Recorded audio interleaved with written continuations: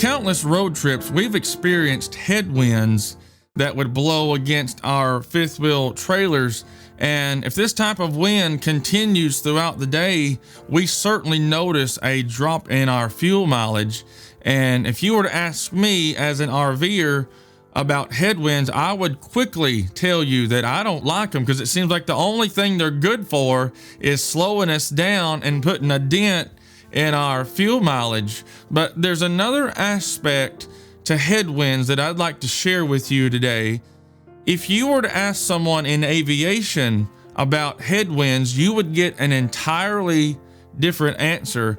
I'm sure that many of you have seen pictures or videos of an aircraft carrier with planes taking off from that giant ship, which is essentially a floating runway.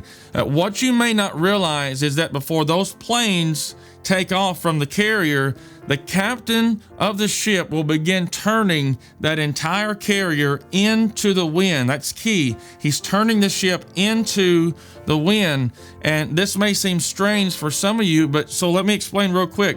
In order for an airplane to lift off the ground, it must have air flowing over its wings in the opposite direction. And this is a very simple explanation, but in a nutshell, an airplane really needs a headwind to take off safely. So if the ship's captain would turn the carrier to where the planes had a tailwind, then those pilots trying to take off would immediately be in danger of going over the end of the ship and crashing down in the ocean. Again, for a plane to take off, it must have air flowing over its wings in the opposite direction. So I hope you can already tell where this devotion is going today. I want to give you some encouragement about spiritual headwinds that we face in life. And so many times when we feel the winds of adversity, it seems so strange to think of these trials as being of God or being in His will. But 1 Peter chapter 4 and verse 12, it gives us all some encouragement about these headwinds or these trials, where he says, "Beloved, think it not strange concerning the fiery trial which is to try you, as though some strange thing happened unto you.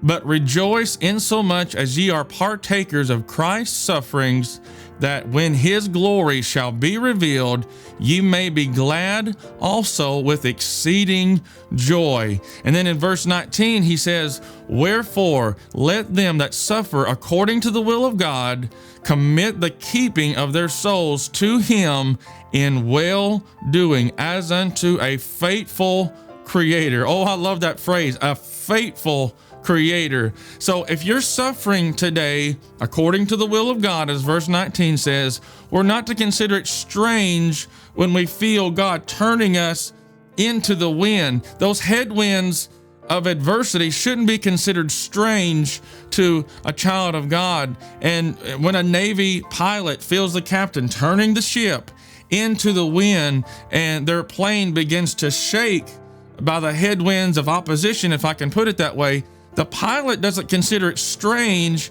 because he knows that his airplane wasn't meant to just sit there on the aircraft carrier. It was built to fly. And so he knows that the captain is only helping him to lift off and to fly. And I remember as the pandemic began to grip the nation and we were on that all-night trip back home, it sure felt like that the spiritual headwinds were pushing us away from our calling. And it felt so strange to be shut down in Oklahoma for that extended period of time. But as I prepared for this devotion today, it dawned on me that this entire devotional series at His table wouldn't even exist had it not been for the shutdown. And most likely I wouldn't be spending this time with you today had it not been for the headwinds of COVID, if I can put it that way.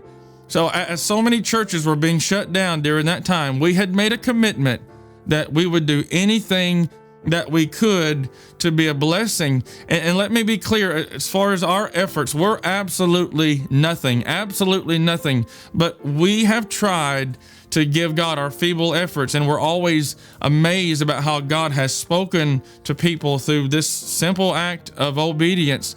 And I thought of another ministry that also felt the headwinds of adversity, and it was shut down, if you want to look at it that way, through the natural eye.